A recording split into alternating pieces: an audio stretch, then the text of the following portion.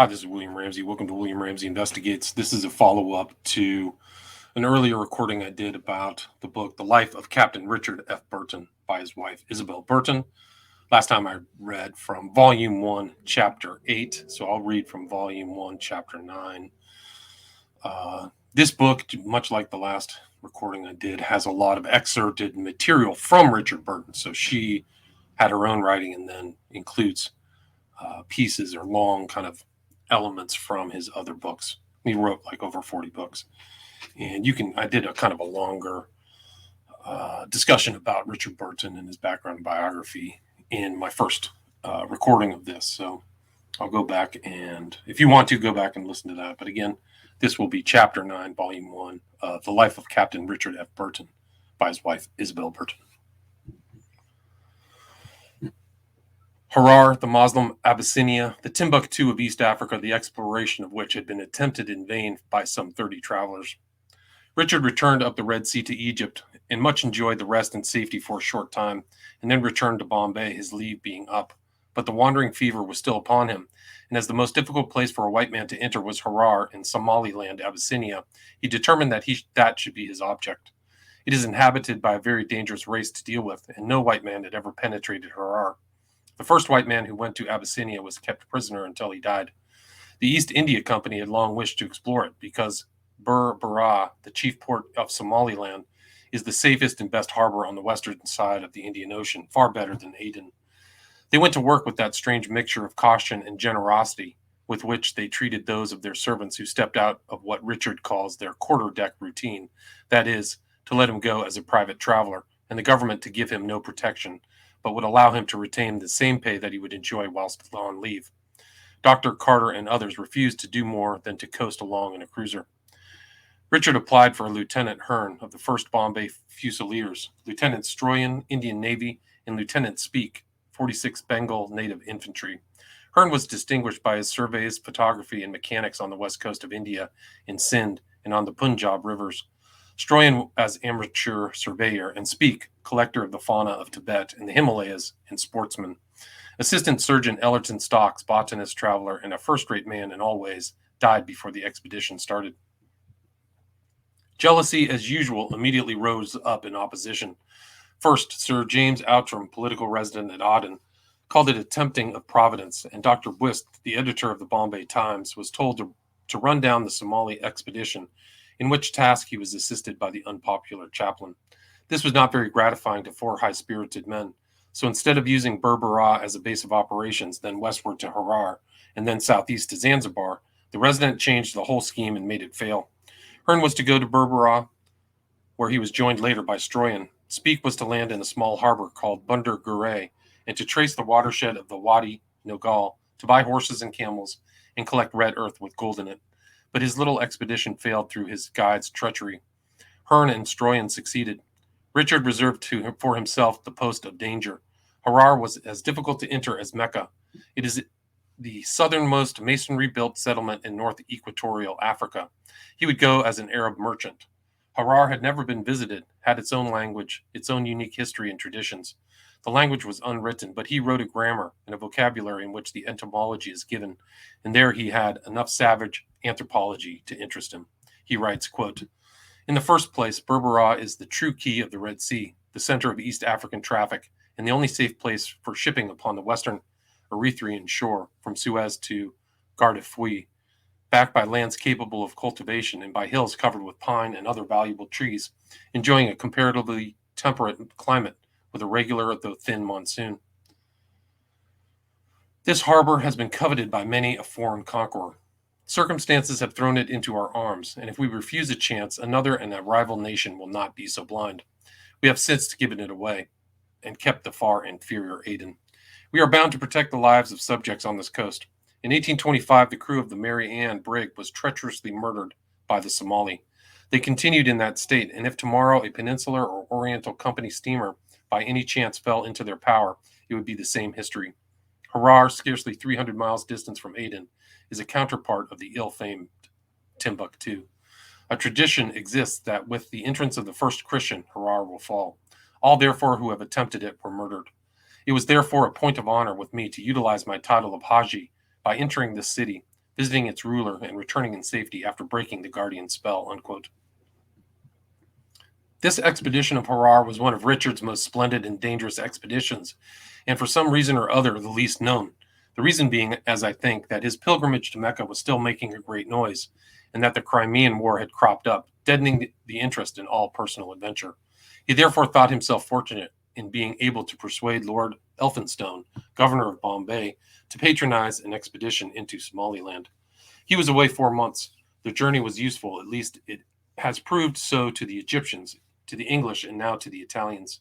He sailed away, leaving Hearn, Stroyan, and Speke each engaged on his respective work, and arrived at Zyla. Quote, "My ship companions," he writes, "were the wildest of the wild, and as we came into Port Zayla, a bark came up to give us the bad news. Friendship between the emir of Harar and the governor of Zayla had been broken. The road through the Isa Somal had been closed by the murder of Masood, a favorite slave and adopted son of Sharmar Kay. All strangers had been expelled at the city for some misconduct by the Harar chief. Moreover, smallpox was raging there with such violence that the Gala peasantry would allow neither ingress nor egress. The tide was out, and we waded a quarter of a mile amongst giant crabs, who showed gristly claws, sharp coralline, and seaweed so thick as to become almost like a mat. In the shallower parts of the sun was painfully hot, even to my well-tried feet. I was taken immediately to the governor at Zayla, a fellow Haji, who gave me hospitality. The well-known sounds of El Islam returned from memory. Again, the melodious chant of the muezzin. No evening bell can compare with it for solemnity and beauty. And in the neighboring mosque, the loudly intoned Amin and Allahu Akbar, far superior to any organ, rang in my ear. The evening gun of camp was represented by the nakara, or kettle drum, which sounded about 7 p.m. at the southern gate. At 10, a second drumming warned the paterfamilias that it was time for home, and thieves and lovers that it was the hour for bastinado. Nightfall was ushered in by the song, the dance, and the marriage festival. Here no permission is required for native music in the lines, and muffled figures flitted mysteriously through dark alleys. After a peep through the open window, I fell asleep, feeling once more at home. I was too much of an Arab to weary of the endless preparations for forming a caravan. I used to provide myself with a Quran and sit receiving visitors, and would occasionally go into the mosque, my servant carrying the prayer carpet, 300 pairs of eyes staring at me. And after reciting the customary two-bow prayer in honor of the mosque, I would place the sword and rosary before me, and taking the Quran, read the cow chapter. Number 18, in a loud and twanging voice. This is the character I adopted. You will bear in mind, if you please, that I am a Moslem merchant, a character not to be confounded with the notable individuals seen on 'Change. Mercator in the East is a compound of tradesman, divine, and T.G. Usually of gentle birth, he is everywhere welcomed and respected, and he bears in his mind and manner that, if Allah please, he may become prime minister a month after he has sold you a yard of cloth. Commerce appears to be an accident, not an essential, with him, yet he is by no means deficient in acumen. He is a grave and reverend signor, with rosary in hand and Quran on lip, is generally a pilgrim, talks at dreary length about holy places, writes a pretty hand, has read and can recite much poetry, is master of his religion, demeans himself with respectability, is perfect on all points of ceremony and politeness, and feels equally at home whether sultan or slave sit upon his counter. He has a wife and children in his own country, where he intends to spend the remnant of his days. But the world is uncertain, fate descends, and man's eyes seeth it not. The earth is a charnel house, briefly. His many old saws give him a kind of theoretical consciousness that his bones may molder in other places but his fatherland. For half a generation we have been masters of Aden, filling southern Arabia with our calicos and rupees. What is the present state of affairs there? We are dared by the Bedouins to come forth from behind our stone walls and fight like men in the plain. British protégés are slaughtered within the range of our guns. Our allies' villages have been burned in sight of Aden. Our deserters are welcomed and our fugitive felons protected. Our supplies are cut off, and the garrison is reduced to extreme distress at the word of a half-naked bandit. The miscreant Boggy, who murdered Captain Milne in cold blood, still roams the hills unpunished. Gross insults are the sole acknowledgments of our peaceful overtures. The British flag has been fired upon without return, our cruisers being ordered to act only on the defensive, and our forbearance to attack is universally asserted and believed to arise from mere cowardice. Such is, and such will be, the opinion and the character of the Arab. I stayed here for 26 days, rising at dawn then went to the terrace to perform my devotions and make my observation of my neighbors. Breakfast at 6, then coffee, pipe, and a nap. Then receive visitors who come by dozens with nothing to do or say. When they were only Somal, I wrote Arabic or extracted from some useful book. When Arabs were there, I would recite tales from the Arabian Nights to their great delight. At 11, dinner, more coffee and pipes. Then the natives would go to sleep, and I wrote my journals and studies. About 2 p.m., more visitors would come, and at sunset again to the terrace, or walk to a mosque where games are going on, or stroll to a camp of Badawi. The gates are locked at sunset, and the keys are carried to the Haji. It is not safe to be without the city later. Then comes supper. After it, we repair to the roof to enjoy the prospect of the far Tajara hills and the white moonbeam sleeping upon the nearer sea. The evening star hangs like a diamond upon the still horizon, and the moon a pink zone of light mist shading off into turquoise blue and a delicate green like chrysoprase invests the heavens with a peculiar charm. The scene is truly suggestive. Behind us, purpling in the night air and silvered by the radiance from above, lie the wolds and mountains tenanted by the fiercest of savages, their shadowy, mysterious forms exciting vague alarms in the traveler's breast. Sweet as the harp of David, the night breeze and the music of the water comes up from the sea, but the ripple and rustling sound alternate with the hyena's laugh and the jackal's cry and the wild dog's lengthened howl. This journey, which occupied nearly 4 months, was to be through a savage, treacherous, ferocious, and bloodthirsty people whose tribes were in a constant state of blood feud. The party consisted of 9, an Aban or guide, 3 Arab matchlock men, 2 women cooks who were called Scheherazade and Dinazarde, after the Arabian Nights, a 4th servant, and a Bedouin woman to drive a donkey, which camels will follow and which is the custom. We had 4 or 5 mules saddled and bridled and camels for the baggage. Everyone wept over us and considered us dead men. The Aban objected to some routes on account of avoiding tribes which he had a blood feud. This was, I had said, far the most dangerous of Richard's explorations, quite as difficult as Mecca, and far more difficult than anything Stanley has ever done, with his advantages of med, money, and luxuries. The women seemed to be much hardier than the men. They carried the pipe and tobacco, led the camels, adjusted the burdens, at the halt unloaded the cattle, disposed the baggage, covered them with a mat tent, cooked the food, made tea and coffee, and bivouacked outside the tent. He writes, quote, "The air was fresh and clear, and the night breeze was delicious after the stormy breath of day. The weary confinement of walls made the weary expanse of luxury to the sight, whilst the tumbling of the surf upon the near shore and the music of the jackal predisposed to sweet sleep. We now felt that at length the die was cast. Placing my pistols by my side with my rifle butt for a pillow and its barrel as a bedfellow, I sought repose with none of the apprehension which is even the most stout-hearted traveler knows before the start. It is the difference between a fancy and reality, between anxiety and certainty. To men gifted with any imaginative powers, the anticipation must ever be worse than the event. Thus it happens that he who feels a thrill of fear before engaging in a peril exchanges it for a throb of exultation when he finds himself hand-to-hand with the danger." Unquote.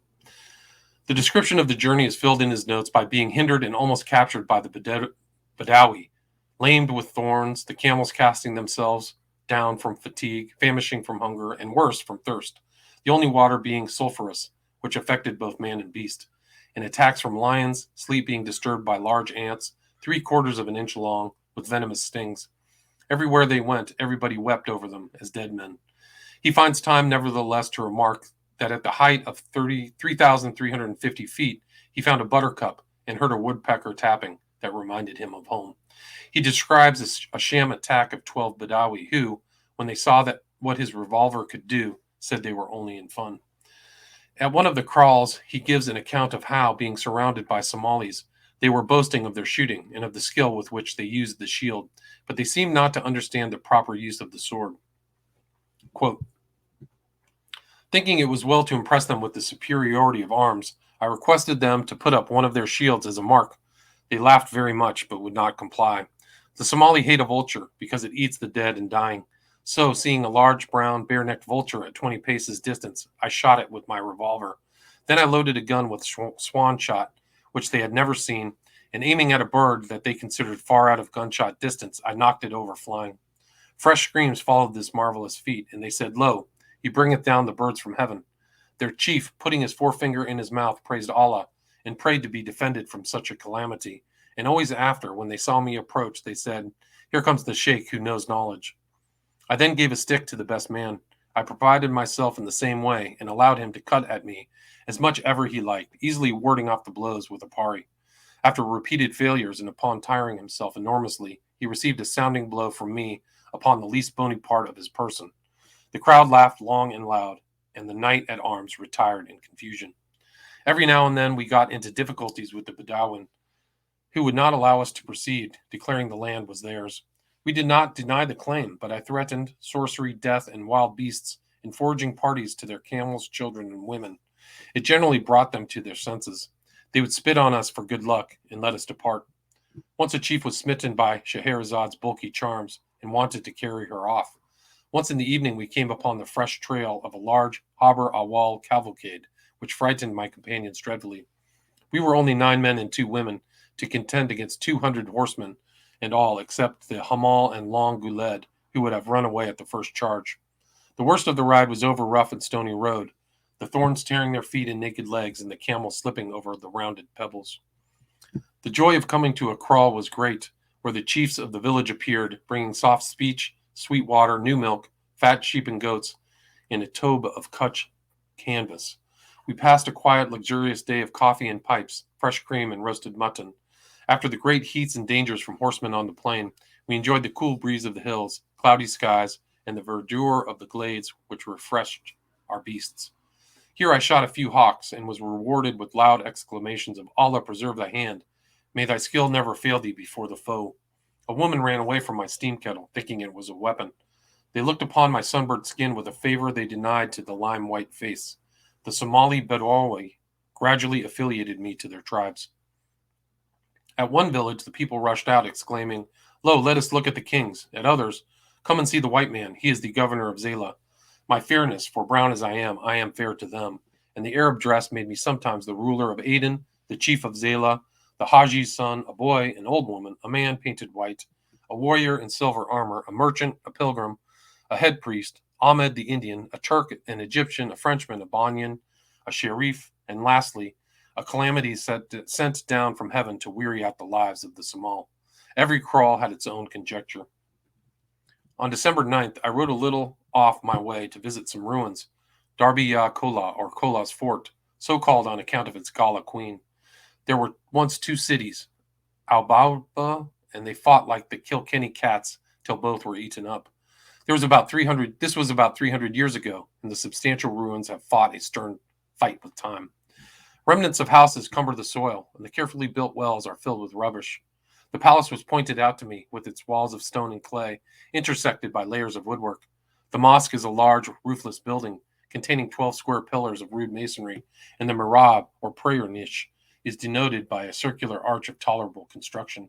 But the voice of the muezzin is hushed forever, and creepers now twine around the ruined fane. The scene was still and dreary as the grave. For a mile and a half in length, all was ruins, ruins, ruins. Leaving this dead city, we rode towards the southwest between 2 rugged hills. Topping the ridge, we stood for a few minutes to observe the view before us. Beneath our feet lay a long grassy plain. The sight must have gladdened the hearts of our starving mules, and for the first time in Africa, horses appeared grazing free amongst the bushes. A little further off lay the Ilonda Valley, studded with graves and dark with verdure. Beyond it stretched the Wadi Harawa, a long gloomy hollow in the general level. The background was a bold sweep of blue hill, the second gradient of the Harar line, and on its summit, closing the western horizon, lay a golden streak, the Marar Prairie. Already I felt at the end of my journey. It was not an unusual thing in the dusk to see a large animal following us with quick, stealthy strides, and that I, sending a rifle ball as correctly as I could in the direction, put a flight to a large lion. The nearer I got to Harar, the more I was stopped by parties of Gallus, and some went on to report evil of me, and many threats were uttered. The end of time and the last march turned the tale. "Dost thou believe me to be a coward, O pilgrim?" "Of a truth I do," I answered. Nothing abashed, and with joy at his heart, he hammered his mule with his heel and rode off, saying, "What hath a man but a single life? And he who throweth it away, what is he but a fool?" Unquote. He gives a good account of elephant hunting, but they did not get near any. The water was, in some places, so hard it raised lumps like nettle stings, and they had to butter themselves. At one place, the inhabitants flocked out to stare at them. He fired his rifle by way of salute over the head of the prettiest girl. The people, delighted, exclaimed, Maud, Maud, honor to thee, and he replied with shouts of, Kuliban, may heaven aid thee, unquote. Quote, when there is any danger, a Somali watchman sings and addresses himself in dialogue with different voices to persuade thieves that several men are watching. Ours was a spectacle of wildness as he sat before the blazing fire. The end of time conceived the jocose idea of crowning me king of the country with loud cries of bua, bua, bua, while showering leaves from a gum tree and water from a prayer bottle over my head, and then with all solemnity bound on my turban. I was hindered and threatened in no end of places, and my companions threatened to desert me, saying, quote, they will spoil that white skin of thine at Harar, unquote. Still I pushed on. The Gouda Bursi Badawi numbered 10,000 spears. One night we came upon a sheet of bright blaze, a fire threatening the whole prairie. At last came the sign of leaving the desert. The scene lifted, and we came to the second step of the Ethiopian highlands. In the midst of the valley beneath ran a serpentine of shining waters, the gladdest spectacle we had yet witnessed. Further in front, masses of hill rose abruptly from shady valleys, encircled on the far horizon by a straight blue line of ground resembling a distant sea. Behind us glared the desert. We had now reached the outskirts of civilization, where man, abandoning his flocks and herds, settles, cultivates, and attends to the comforts of life. We saw fields with lanes between, the daisy, the thistle, the sweetbriar, settled villages, surrounded by strong abatis of thorns, which stud the hills everywhere, clumps of trees to which beehives are hung, and yellow crops of holcus or grain. The harvest home song sounded pleasant to my ears, and was contrasting with the silent desert, the hum of man's habitation with music. They flocked out to gaze upon us, unarmed, and welcomed us. We bathed in the waters, on whose banks were a multitude of huge mantidae, pink and tender green. I now had ample time to see the manners and customs of the settled Somali, as I was conducted to the cottage of the Jerad's pretty wife, and learned the home and the day and the food. They spoke Harari, Somali, Gala, Arabic, and dialects. My kettle seems to have created surprise everywhere. Here the last preparations were made for entering this dreadful city. All my people and my camels and most of my goods had to be left here for the return journey, and it was the duty of this chief Jerad to accompany me. I happened to hear one of them say, of what use is his gun? Before he could fetch fire, I should put this arrow through him. I wheeled round and discharged a barrel over their heads, which threw them into convulsions of terror. The man I had now to depend upon was Adan bin Kaushan, a strong, wiry Bedouin. He was tricky, ambitious, greedy of gain, fickle, restless, and treacherous. A cunning idiot, always so difficult to deal with. His sister was married to the father of the emir of Harar, but he said he would as soon walk into the crocodile's mouth as to go into the walls of Harar. He received a sword, a Quran, a turban, an Arab waistcoat of gaudy satin, about 70 tobes, and a similar proportion of indigo-dyed stuff. He privily complained to me that the Hamal had given him but 12 cloths. A list of his wants will best explain the man.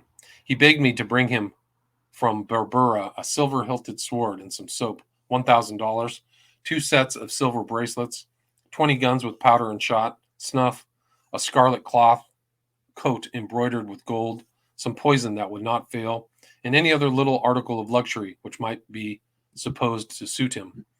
In return, he was to present me with horses, mules, slaves, ivory, and other valuables. He forgot, however, to do so before he departed. Whilst we were discussing the project and getting on satisfactorily, 5 strangers well mounted rode in. 2 were citizens and 3 were Haber Awal Badawi, high in the emir's confidence. They had been sent to settle blood money with Adan. But they then told him that I, the Arab, was not one who bought and sold, but a spy, and that my party should be sent prisoners to Harar. Adan would not give us up, falsely promising to present our salams to the emir. When they were gone, he told me how afraid he was, and that it was impossible for him to conduct me to the city. I then relied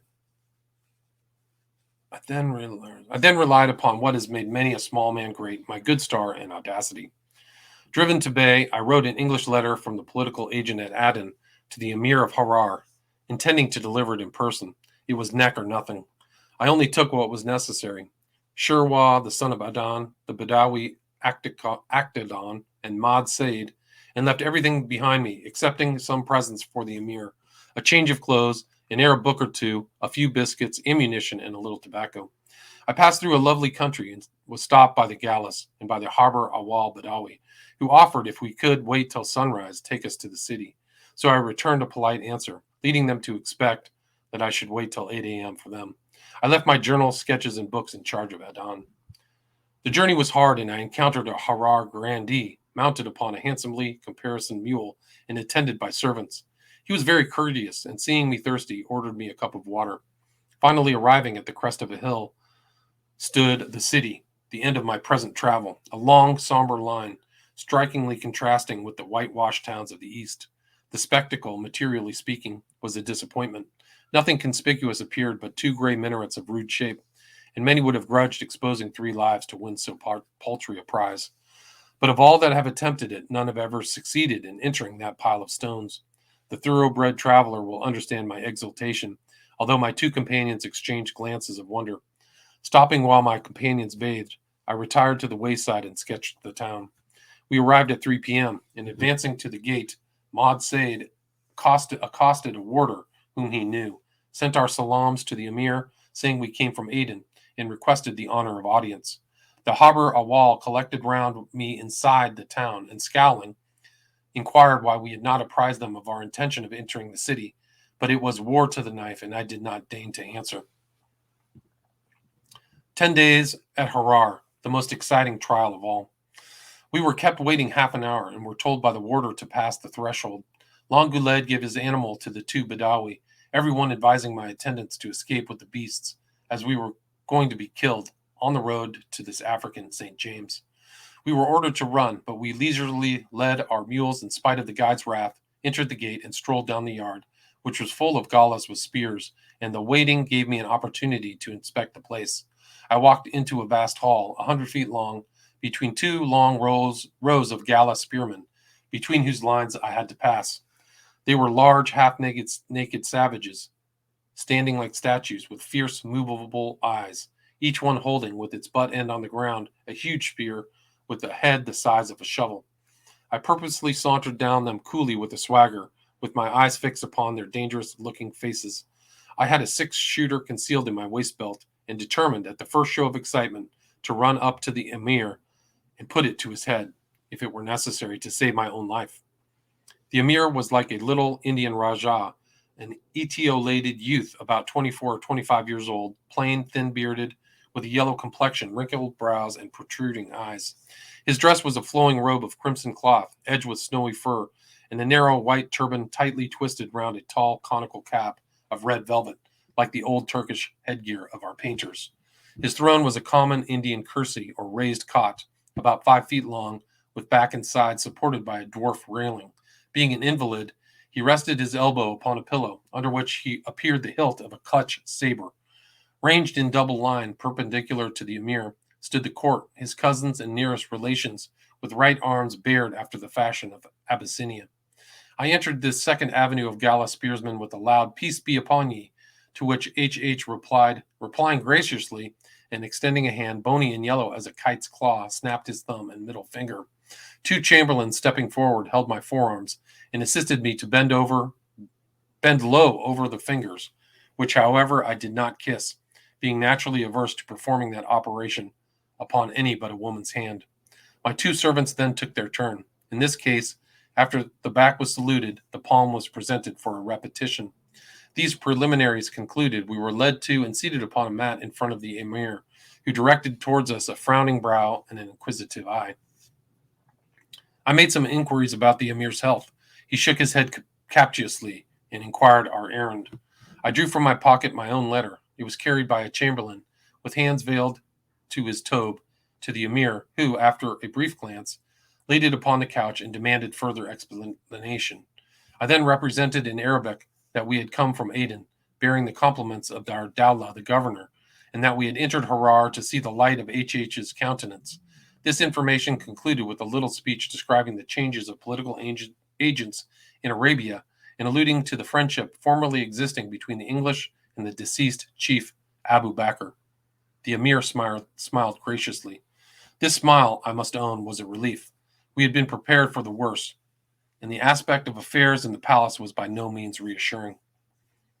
Whispering to his treasurer, a little ugly man with a baldly shaven head, coarse figures, pug nose, angry eyes, and stubby beard, the emir made a sign for us to retire. The bass main was repeated, and we backed out of the audience shed in high favor. According to the grandiloquent Bruce, the court of London and that of Abyssinia are, in their principles, one. The loiterers in the Harar Palace yard, who had before regarded us with cutthroat looks, now smiled as though they loved us. Marshaled by the guard, we issued from the precincts, and after walking 100 yards, entered from the emir's second palace, which we were told to consider our home. There we found the Badawi, who, scarcely believing that we had escaped alive, grinned in the joy of their hearts, and we were at once provided from the chief's kitchen with a dish of shabta, holcus cakes soaked in sour milk, and thickly powdered with red pepper, the salt of this inland region.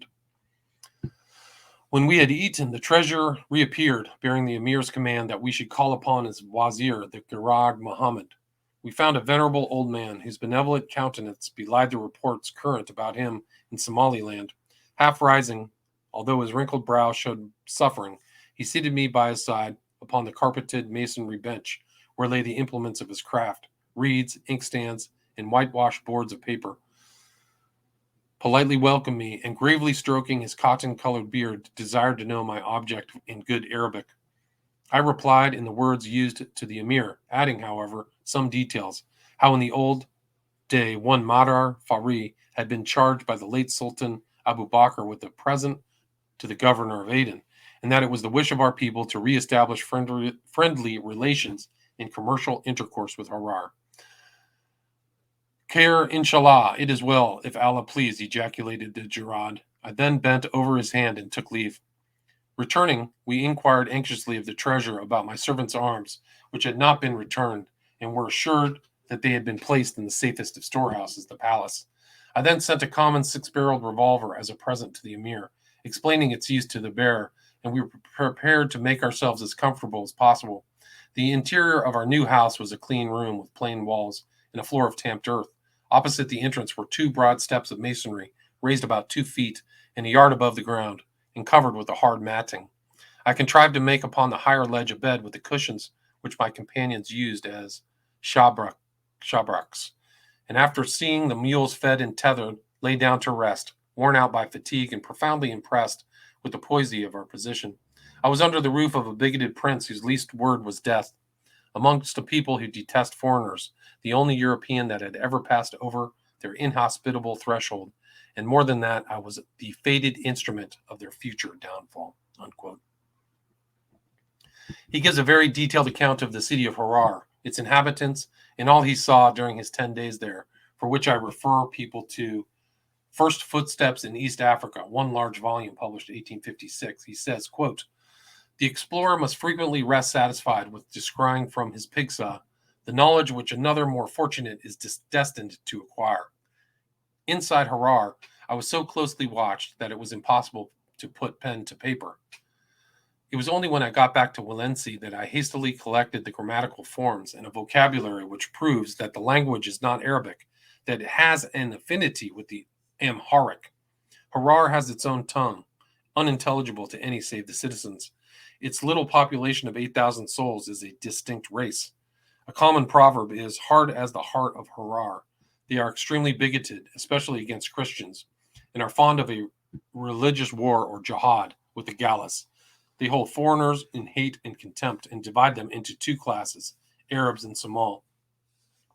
The Somal say that the state dungeon is beneath the palace, and that he who once enters it lives with unkempt beard and untrimmed nails till the day when death sets him free. There is nothing more terrible. The captive is heavily ironed, lies in a filthy dungeon, and receives no food, except what he can obtain from his own family, or buy or beg from his guards. The emir has bad health. I considered him consumptive. It is something in my favor that, as soon as I departed, he wrote to the acting political resident at Aden, earnestly begging him to be supplied with a frank position and offering protection to any European who might be persuaded to visit his dominions. His rule was severe, if not just, and it has all the prestige of secrecy. Even the Jurad Muhammad, even the Queen Dowager, are threatened with fetters if they offer uncalled for advice. His principal occupation is spying his many stalwart cousins, indulging in vain fears of the English and the Turks, amassing treasure by commerce and cheating. The Emir Ahmed is alive to the fact that some state should hedge in a prince. Neither weapons nor rosaries are allowed in his presence. A chamberlain's robe acts as a spittoon. Whenever anything is given to or taken from him, his hand must be kissed. Even on horseback, 2 attendants fan him with the hems of their garments. Except when engaged on Quranic visits, which he, like his father, pays to the streets and byways at night, he is always surrounded by a strong bodyguard. He rides to mosque escorted by a dozen horsemen, and a score of footmen with guns and whips precede him. By his side walks an officer, shading him with a huge and heavily fringed red satin umbrella. From India to Abyssinia, the sign of princely dignity. Even at his prayers, 2 or 3 chosen matchlock men stand over him with lighted fusees. When he rides forth in public, he is escorted by a party of 50 men. The running footmen crack their whips and shout, let, go, go, and the citizens avoid stripes by retreating into the nearest house or running into another street. Immediately on our arrival, we were called upon by all sorts of Arabs. They were very civil to me at first, but when the emir ceased to send for me, just as at civilized courts, they prudently cut me. The moment the emir sent for me, my Haber Awal enemies, seeing the tide of fortune setting in my favor, changed their tactics and proposed themselves as my escort to return to Bara, which I politely refused. They did me all the harm they could, but my good star triumphed. After one day's rest, I was summoned to wait upon Jurad Muhammad, who was prime minister. Sword in hand and followed by my 2 attendants, I walked to the palace and found him surrounded by 6 counselors who were eating jat, which has somewhat the effect of hashish. He sat me by his right hand on the dais where I ate jat, being fortunately used to these things, and fingered the rosary.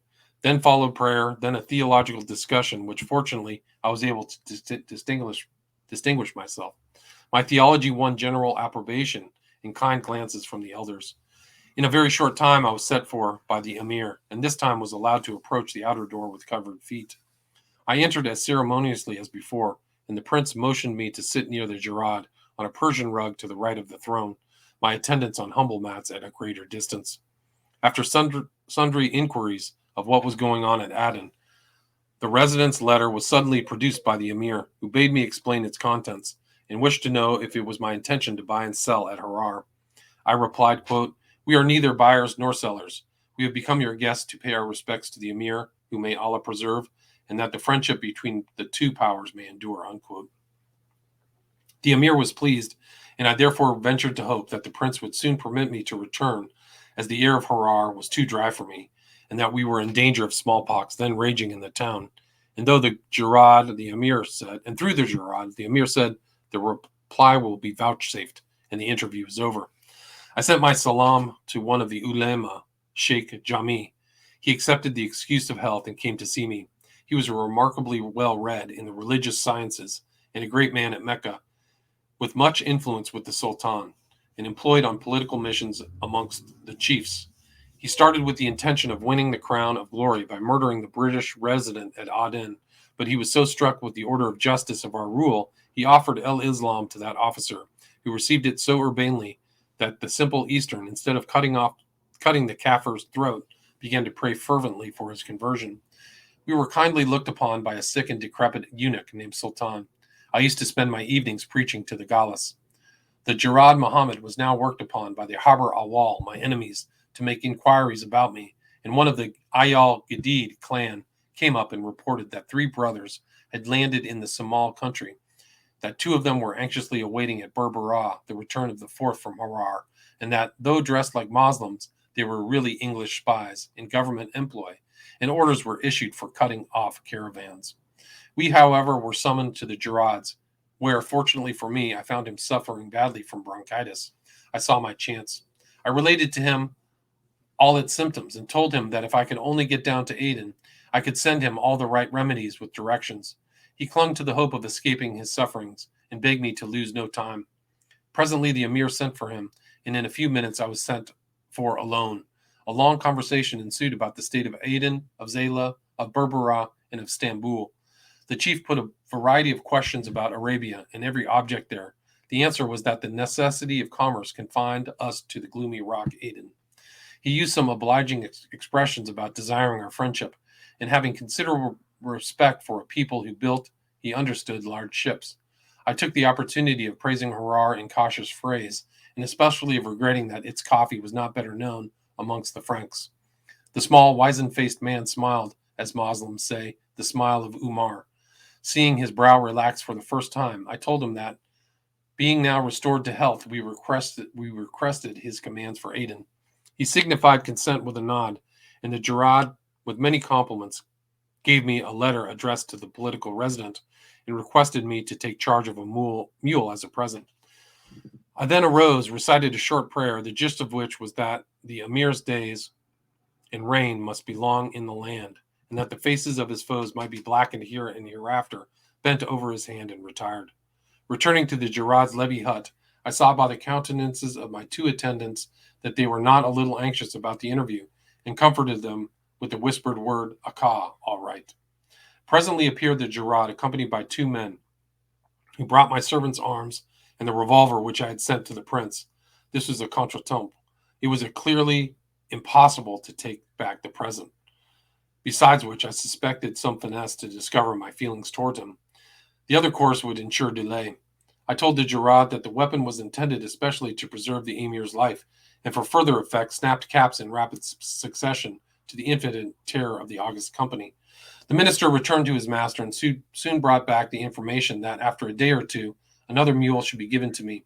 With suitable acknowledgments, we arose, blessed the Gerard, bade adieu to the assembly, and departed joyful. The Hamal in his glee, speaking broken English, even the emir's courtyard. Sheikh Jami was rendered joyful by the news he told me when I arrived. He had been informed that in the town was a man who had brought down the birds from heaven, and the citizens had been thrown into a great excitement by my probable intentions. One of the principal ulema and a distinguished haji had been dreaming dreams in my favor and sent their salams. My long residence in the East had made me grateful to the learned, whose influence over the people, when unbiased by bigotry, is for the good. On January 11th, I was sent for by the Gerard and given the second mule. He begged me not to forget his remedies as soon as I reached Aden, which I told him that I would start on the morrow. I scarcely had got in when there were heavy showers and thunder. When I got up to mount early on Friday morning, of course a mule had strayed. Then Sheikh Jami would not go till Monday. Now, as I had been absent from my goods and chattels a whole fortnight, as the people at Harar are immensely fickle, as you never know the moment that the emir may change his mind, for all African cities are prisons on a large scale. You enter by your own will, but you leave by another's. I longed to start. However, the storms warned me to be patient, and I deferred my departure till next morning. Long before dawn on Saturday, January 13th, the mules were saddled, bridled, and charged with our scanty luggage. After a hasty breakfast, we shook hands with the old sultan, the eunuch, mounted and pricked through the desert streets. Suddenly my weakness and sickness left me, so potent a drug is joy, and as we passed the gates, loudly salaaming to the warders who were crouching over the fire inside, a weight of care and anxiety fell from me like a cloak of lead. Yet I had time upon the top of my mule for musing upon how melancholy a thing is success. Whilst failure inspirits a man, attainment reads the sad prosy lesson that all our glories are shadows, not substantial things. Truly to say, our disappointment is the salt of life, a salutary bitter which strengthens the mind for fresh exertion and gives a double value to the prize. This shade of melancholy soon passed away. We made a direct line for Kondura. At 1 p.m. we safely threaded the Gaulis Pass, and about an hour afterwards we exclaimed, Alhamdulillah, at the sight of the Sagara and the distant Marar prairie. Entering the village, we discharged our firearms. The men gave cordial poignée de main. Some danced with joy to see us return alive. They had heard our being imprisoned, bastinadoed, slaughtered. They swore that the Gerard was raising an army to rescue or revenge us. In fact, we had been their kinsmen. More excitement could not have been displayed. Lastly, in true humility, crept forward the end of time, who, as he kissed my hand, was on the point of tears. A pleasant evening was spent in recounting our perils, as travelers will do, and complimenting one another upon the power of our star. At 8 next morning, we rode to Walensee, and as we approached, all the villagers and wayfarers inquired if we were the party that had been put to death by the Emir of Harar. Loud congratulations and shouts of joy awaited our arrival. The calendar was in a paroxysm of delight. Both Scheherazade and Dinarzade were affected with giggling and what might be blushing. We reviewed our property and found that the one-eyed had been a faithful steward, so faithful indeed that he had well nigh starved the two women. Presently appeared the Gerard and his sons, bringing with them my books. The former was at once invested with a gaudy Abyssinian tobe of many colors, which he sallied forth from the cottage, the admired of all admirers. The pretty wife, Sudia, and the good Kyra were made happy by sundry gifts of huge Birmingham earrings, brooches, and bracelets, scissors, needles, and thread. The evening, as usual, ended in a feast.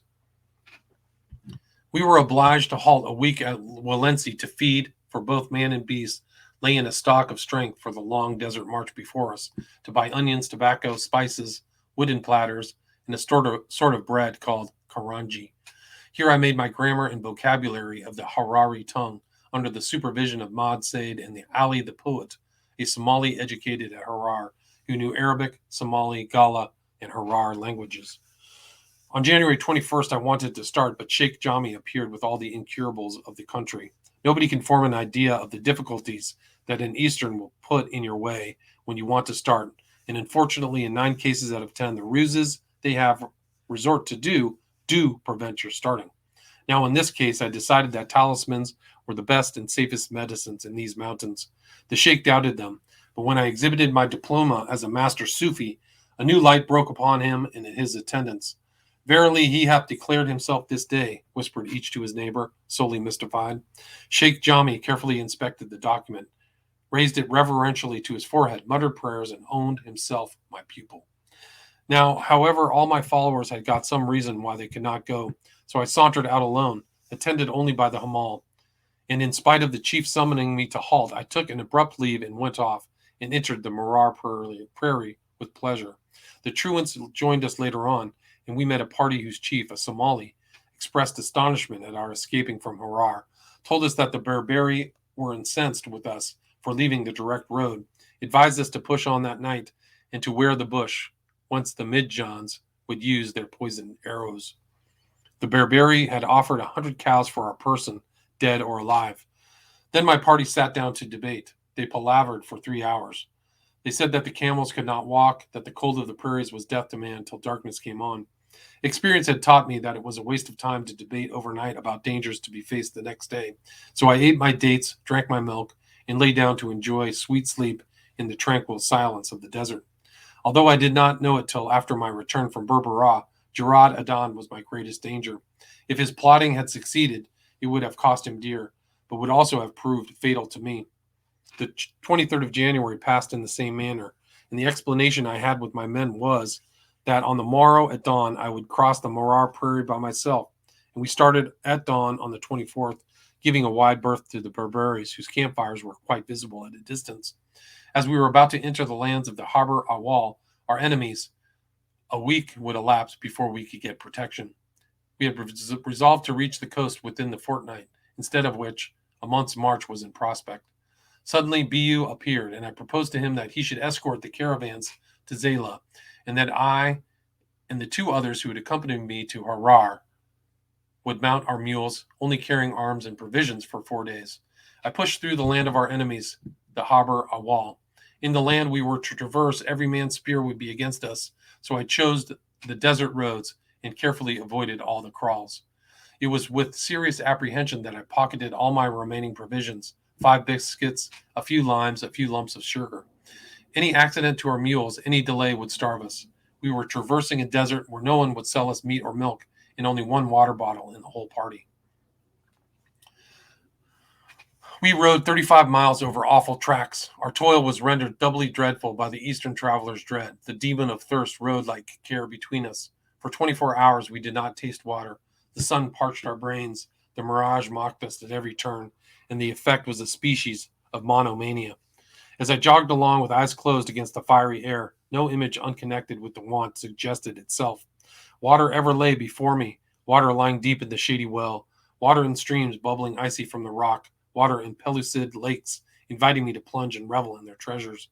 Now an Indian cloud was showering upon me, fluid more precious than molten pearl. Then an invisible hand offered a bowl for which the mortal part would gladly have bartered years of life. Then, drear contrast, I opened my eyes to a heat-reeking pain in a sky of that eternal metallic blue, so lovely to painter and poet, so blank and deathlike to us whose something was tempest rainstorm and the huge purple nimbus. I tried to talk, it was in vain. To sing, in vain. Vainly to think. Every idea was bound up in one subject, water. As a rule, 12 hours without water in the desert during hot weather will kill a man. We had another frightful journey to the next water. I never suffered severely from thirst, but on this expedition, probably it was in consequence of being at the time but in weak health so soon after Mecca. A few more hours and the little party would have been food for the desert beasts. We were saved by a bird. When we had been 36 hours without water, we could go no further, and we were prepared to die the worst of all deaths. The short twilight of the tropics was drawing in. I looked up and saw a kata, or sand grouse, with its pigeon-like flight making for the nearer hills. These birds must drink at least once a day, and generally towards the evening, when they are safe to carry water in their bills to their young. I cried out, "See the kata, see the kata." I revived at once, took heart, and followed the bird, which suddenly plunged down about 100 yards away, showing us a charming spring, a little shaft of water about 2 feet in diameter in a margin of green. We jumped from our saddles, and men and beasts plunged their heads into the water and drank till they could drink no more. I have never since shot a kata. With unspeakable delight, after another 30 hours, we saw in the distance a patch of lively green. Our animals sent the blessing from afar. They raised their drooping ears and started with us at canter, until, turning a corner, we suddenly sighted sundry little wells. To spring from the saddle, to race with our mules, who now feared not the crumbling sides of the pits, to throw ourselves into the muddy pools, to drink a long, slow draught, then to dash the water over our burning faces, took less time than to recount. A calmer inspection showed a necessity for caution. The surface was alive with tadpoles and insects. Prudence, however, had little power at that time. We drank and then drank again. As our mules had fallen with avidity upon the grass, I proposed to pass a few hours near the wells. My companions, however, pleading the old fear of lions, led the way before dark to a deserted kraal upon a neighboring hill. We had marched this time about 30 hours eastward, and had entered a safe country belonging to the Goba, our guide's clan. There is nothing so dreadful as crossing a country full of blocks and boulders piled upon one another in rugged steps, and it was such a ravine, the Splungeon of Somaliland, that we had to dismount. To a laden camel it is almost impossible. The best-fed horses, mules, and asses, having to perform the work of goats instead of their own, are worn out by it after a few hours, and this was what I and my party to do, and often the boulders were covered with thorns 2 inches long, tipped with wooden points as sharp as a needle. After 3 days of hard traveling in this way, we saw the face of a man, some shepherds who fled at our approach. We then followed an undulating growth of parched grass, shaping our course for Jebel Almas, to sailors the chief landmark of this coast, and for a certain thin blue stripe on the far horizon, the sea, upon which we gazed with gladdened eyes. That night we arrived at a kraal, unsaddled, and began to make ourselves comfortable, when we found we had fallen upon the Ayal Shirdan, our bitterest enemies. They asked, "What tribe be ye?" I boldly answered, "Of Haber Gerhagas." Thereupon issued a war of words. They rudely insisted on knowing what had taken from us at Harar, when a warrior armed with 2 spears came forward, recognized the end of time, and they retired but spoke of fighting. So we made ready with our weapons and bade them come on. But while they were considering, we saddled our mules and rode off. We stopped at 3 villages, and the Hamal failed to obtain even a drop of water from his relations. It was most distressful, as men and beasts were faint from thirst, so I determined to push forward for water that night. Many times the animals stopped, a mute hint that they could go no further, but I pushed on, and the rest had learned to follow without a word. The moon arose, and still we tottered on. About midnight, delightful sound, the murmur of the distant sea. Revived by the music, we pushed on more cheerily. At 3 in the morning, we found some holes which supplied us with bitter water. truly delicious after 15 hours' thirst. Repeated draft of this element and coarse, stubbly grass saved us and our mules. Rain came on, but we slept like the dead. At 6, we resumed our march, going slowly along the seacoast, and at noon, we were able to sit on the sands and bathe in the sea. Our beasts could hardly move, and slippery mud added to their troubles. At 3 p.m., we got a patch of grass and halted the animals to feed. And a mile further, some wells where we again rested them, watered them, finished our last mouthful of food, and prepared for a long night march. We managed to pass all our enemies in the dark, and they cursed the star that had enabled us to slip unhurt through their hands. I was obliged to call a halt within 4 miles of Berbera. The animals could not move, neither could the men, except the Hamal and I, and they fell fast asleep on the stones. As soon as we could go on, a long dark line appeared upon the sandy horizon, the silhouettes of shipping showing against sea and sky. A cry of joy burst from every mouth. Cheers, boys, cheer. Our toils here touch their end. The end of time still whispered anxiously lest enemies might arise. We wound slowly and cautiously round the southern portion of the sleeping town, through bone heaps and jackals tearing their unsavory prey, straight into the quarter of the Ayal Gedid, our protectors. Anxiously, I inquired if my comrades had left Berbera, and heard with delight that they were there. It was 2 o'clock in the morning, and we had marched 40 miles. I dismounted at the huts where my comrades were living. A glad welcome, a dish of rice, and a glass of strong waters made amends for past privations and fatigue. The servants and the wretched mules were duly provided for, and I fell asleep, conscious of having performed a feat which, like a certain ride to York, will live in local annals for many and many a year. Great fatigue is seldom followed by long sleep.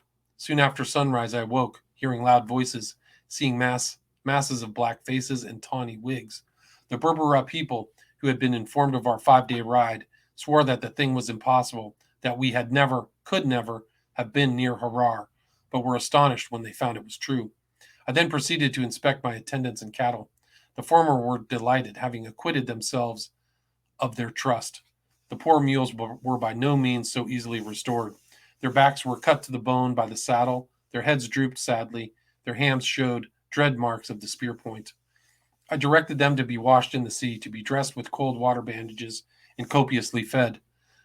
Through a broad gap called the Dus Malablay appear in fine weather the granite walls of Wagar and Gulays, 5,700 feet above the sea level. Lieutenant Hearn found it would make an admirable sanitarium. The Emporium of Eastern Africa has a salubrious climate, abundance of sweet water, a mild monsoon, a fine open country, an excellent harbor, a highly productive soil, is the meeting place of commerce, has few rivals, and for half the money wasted on Aden, might have been covered with houses, gardens, and trees. My companions and I, after a day's rest, made some excursions. We had a few difficulties about our albans, or protectors. We did not choose to be dictated to, so there was a general council of the elders. It took place upon the shore, each chief forming a semicircle with his followers, all squatting on the sand, with shield and spear planted upright in the ground. I entered the circle sword in hand and sat down in their midst. After much murmuring had gone on, the chief asked in a loud voice, "Who is thy protector?" The reply was Burhal Na, followed by an Arabic speech as long as an average sermon, and then, shouldering my blade, I left the circle abruptly. It was a success. They held a peace conference, and the olive waved over the bravest of Berbera. On the 5th of February, 1855, I left my comrades pro tem and went on board El Kasab, or the Reed, the ill-omened name of our cranky craft, and took with me the Hamal, Long Guled, and the End of Time, who were in danger, and rejoiced at leaving Berbera with sound skins. I met with opposition at landing. I could not risk a quarrel so near Berbera, and was returning to moralize on the fate of Burckhardt.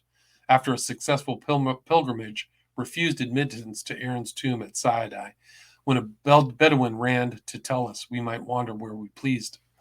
The captain of the Reed drew off a great deal further than I ordered, and when I went down to go on board, the vessel was a mere speck upon the sea horizon. He managed to cast anchor at last, after driving his crazy craft through a bad sea. I stood on the shore making signs for a canoe, but he did not choose to see me till 1 p.m. As soon as I found myself on quarterdeck, "Dawir el Farman, shift the yard," I shouted with a voice of thunder. The answer was a great hubbub. He surely will not sail in a sea like this, asked the trembling captain of my companions. He will, sententiously quoth the Hamal, with burly nod. It blows wind, remonstrated the Rye. And if it blew fire, I asked the Hamal, with the air Goguenard, meaning that from the calamity of Frankish obstinacy there was no refuge. A kind of death wail rose, during which, to hide untimely laughter, I retreated to a large drawer in the stern of the vessel called a cabin. There my ears could distinguish the loud entreaties of the crew, vainly urging my attendants to propose a day's delay. Then one of the garrison, accompanied by the captain, who shook as with fever, resolved to act forlorn hope and bring a few enfer of phrases to bear upon the Frank's hard brain. Scarcely, however, had the head of the sentence been delivered before he was playfully upraised by his bushy hair and a handle somewhat more substantial, carried out of the cabin, thrown like a bag of biscuit on the deck. The case was hopeless. All strangers plunged into the sea, the popular way of landing in East Africa. The anchor was weighed, the ton of sail shaken out, and the reed began to dip and rise in the yeasty sea laboriously as an alderman dancing a polka. For the first time in my life, I had the satisfaction of seeing the Somal unable to eat mutton. In seasickness and needless terror, the captain, crew, and passengers abandoned us all the baked sheep, which we three, not being believers in the evil eye, ate from head to trotters with especial pleasure. That night the waves broke over us. The end of time occupied himself in roaring certain horizons which are reputed to calm stormy seas. He desisted only when Long Gouled pointed out that a wilder gust seemed to follow, as in derision, each more emphatic period. The captain, a noted reprobate, renowned on shore for his knowledge of erotic verse and admiration of the fair sex, prayed with fervor. He was joined by several of the crew, who apparently found the charm of novelty in the edifying exercise. About midnight, a Sultan El Bar, or sea king, a species of whale, appeared close to our counter, and as these animals are famous for upsetting vessels in waggishness, the sight elicited a yell of terror and a chorus of religious exclamations.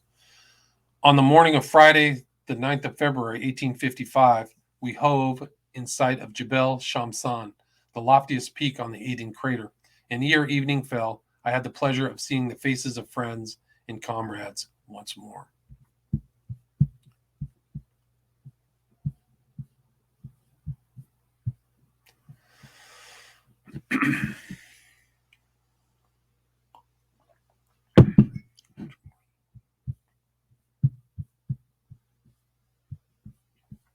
I got about 5 more pages.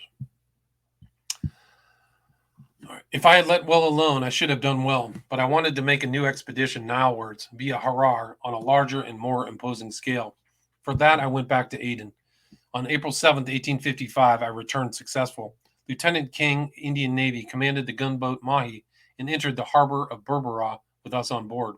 I was in command of a party of 42 men, armed, and we established an agency and selected the site of our camp in a place where we could have the protection of the gunboat. But the commander of the schooner had orders to relieve another ship, so it could not remain and superintend the departure of the expedition.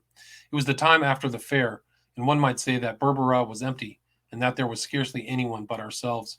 Our tents were pitched in one line, Stroyans to the right, Hearn and myself in the middle, and Speke on the left.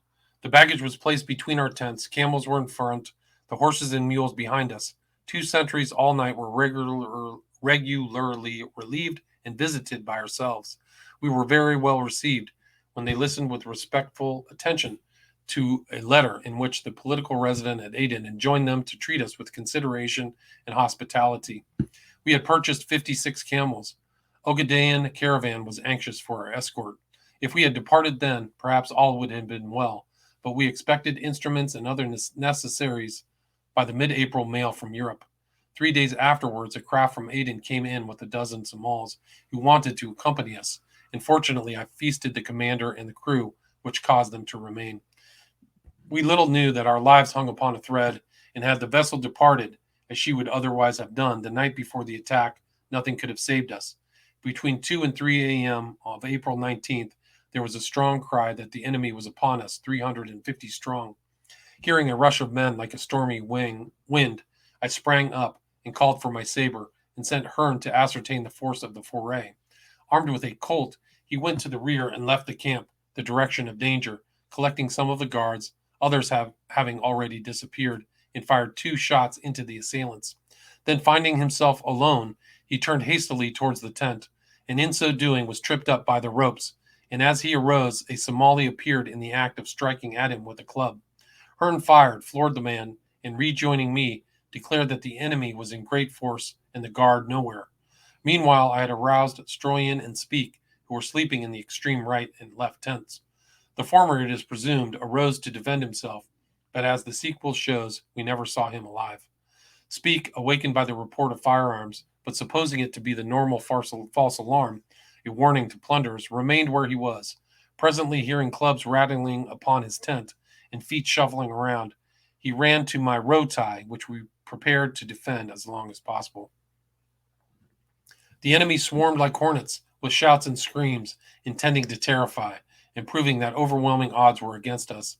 It was by no means easy to avoid the shades of night, the jobbing of javelins, and the long, heavy daggers thrown at our legs from under and through the opening of the tent. We 3 remained together. Hearn knelt by my right, and on my left was Speak, guarding the entrance. I stood in the center, having nothing but a saber. The revolvers were used by my companions with deadly effect. Unfortunately, there was but one pair. When the fire was exhausted, Hearn went to search for his powder horn, and that failing, to find some spears usually tied to the tent pole. Whilst thus engaged, he saw a man breaking into the rear of our row tie, and came back to inform me of the circumstance. At this time, about 5 minutes after the beginning of the affray, the tent had been almost beaten down, an Arab custom with which all were familiar, and we had been entangled up in its folds like mice in a trap. We should have been speared with unpleasant facility. I gave the word for escape and sallied out, closely followed by Hearn and Speak in the rear. The prospect was not agreeable. About 20 men were kneeling and crouching at the tent entrance, whilst many dusky figures stood farther off, or ran about shouting the war cry, or the shouts and blows drove away our camels. Among the enemy were many of our friends and attendants. The coast being open to them, they naturally ran away, firing a few useless shots and receiving a modicum of flesh wounds. After breaking through the mob at the tent entrance, imagining that I saw the form of Stroyan lying upon the sand, I cut my way with my saber towards it amongst dozens of Somal, whose war clubs worked without mercy, whilst the Balyus, who was violently pushing me out of the fray, rendered the strokes of my saber uncertain. This individual was cool and collected. Though incapacitated by a sore right thumb from using the spear, he did not shun danger and passed unhurt through the midst of the enemy. His efforts, however, only illustrated the venerable adage, "Defend me from my friends." I mistook him in the dark and turned to cut him down. He cried out in alarm. The well-known voice stopped me, and that instant's hesitation allowed a spearman to step forward and leave his javelin in my mouth and retire before he could be punished. Escaping as by a miracle, I sought some support. Many of our Somal and servants lurking in the darkness offered to advance, but tailed off to a man as we approached the foe. Presently the Balyus reappeared and led me towards the place where he believed my 3 comrades had taken refuge.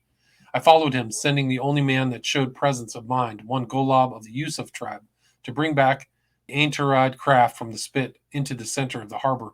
Again losing the Balyus in the darkness, I spent the interval before dawn wandering in search of my comrades and lying down when overpowered with faintness and pain. As the day broke, with my remaining strength, I reached the head of the creek, was carried into the vessel, and persuaded the crew to arm themselves and visit the scene of our disasters. Meanwhile, Hearn, who had closely followed me, fell back, using the butt end of his discharged 6-shooter upon the hard heads around him. In doing so, he came upon a dozen men who, though they loudly vociferated, "Kill the Franks who are killing the Somal," allowed him to pass uninjured. He then sought his comrades in the empty huts of the town, and at early dawn was joined by the Balyus, who was similarly employed. When day broke, he also sent a Negro to stop the native craft, which was apparently sailing out of the harbor, and in due time he came on board. With the exception of sundry stiff blows with the war club, Hearn had the fortune to escape unhurt. On the other hand, Speak's escape was in every way wonderful. Sallying from the tent, he leveled his Dean and Adams close to an assailant's breast. The pistol refused to revolve. A sharp blow of a war club upon the chest felled our comrade, who was in the rear and unseen. When he fell, 2 or 3 men sprang upon him, pinioned his hands behind him, felt him for concealed weapons, an operation to which he submitted in some alarm, and led him towards the rear, as he supposed to be slaughtered. There Speak, who could scarcely breathe from the pain of the blow, asked a captor to tie his hands before instead of behind, and begged a drop of water to relieve his excruciating thirst. The savage defended him against a number of the Somal who came up threatening and brandishing their spears. He brought a cloth for the wounded man to lie upon, and lost no time in procuring a draught of water. Speak remained upon the ground till dawn. During the interval, he witnessed the war dance of the savages, a scene striking in the extreme, the tallest and largest warriors marching with the deepest and most solemn tones, the song of thanksgiving. At a little distance, the gray, uncertain light disclosed 4 or 5 men lying desperately hurt, whilst their kinsmen kneaded their limbs, pouring water upon their wounds and placing lumps of dates in their stiffening hands. As day broke, the division of plunder caused angry passions to rise. The dead and dying were abandoned. One party made a rush upon the cattle, with shouts and yells drove them off towards the wilds. Some loaded themselves with goods. Others fought over pieces of cloth, which they tore with hand and dagger, whilst the disappointed, vociferating with rage, struck at one another and brandished their spears. More than once during these scenes a panic seized them, and they moved off in a body to some distance, and there is little doubt that, had our guard struck one blow, we might have still won the day. Speak's captor went to see his own portion of the spoil, when a Somal came up and asked in Hindustani what business the Frank had in their country, and added that he would kill them if a Christian, but spare the life of a brother Moslem. The wounded man replied that he was going to Zanzibar, and that he was still a Nazarene, and therefore that the work had better be done at once. The savage laughed and passed on. He was succeeded by a second, who, equally compassionate, whirled a sword round his head, twice pretending to strike, but returning to the plunder without doing damage. Presently came another manner of assailant. Speak, who had extricated his hands, caught the spear leveled at his breast, but received at the same moment a blow which, paralyzing his arm, caused him to lose his hold.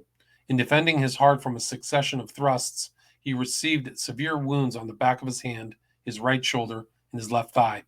Pausing a little, the wretch crossed to the other side, and suddenly passed his spear clean through the right leg of the wounded man. The latter, smelling death, then leapt up, and taking advantage of his assailant's terror, rushed headlong towards the sea.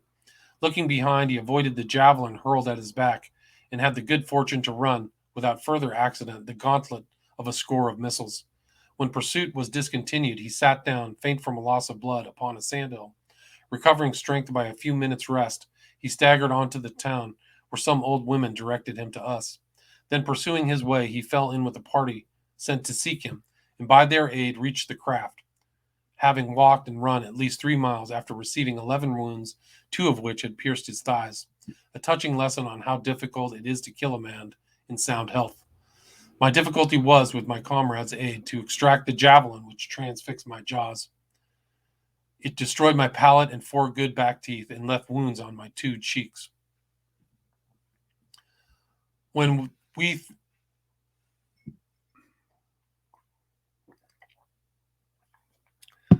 3 survivors had reached the craft, Yusuf, the captain, armed his men with muskets and spears, landed them near the camp, and ascertained that the enemy, expecting a fresh attack, had fled, carrying away our cloth, tobacco, swords, and other weapons. The corpse of Stroyan was then brought on board. Our lamented comrade was already stark and cold. A spear had traversed his heart, another had pierced his abdomen, and a frightful gash, apparently of a sword, had opened the upper part of his forehead. The body had been bruised with war clubs, and thighs showed marks of violence after death. This was the severest affliction that befell us. We had lived together like brothers. Stroyan was a universal favorite, and his sterling qualities of manly courage, physical endurance, and steady perseverance had augured for him a bright career, thus prematurely cut off.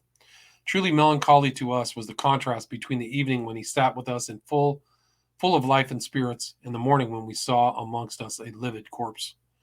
We had hoped to preserve the remains of our friend for interment at Aden, but so rapid were the effects of his exposure that we were compelled most reluctantly, on the morning of the 20th of April, to commit them to the deep, Hearn reading the funeral service.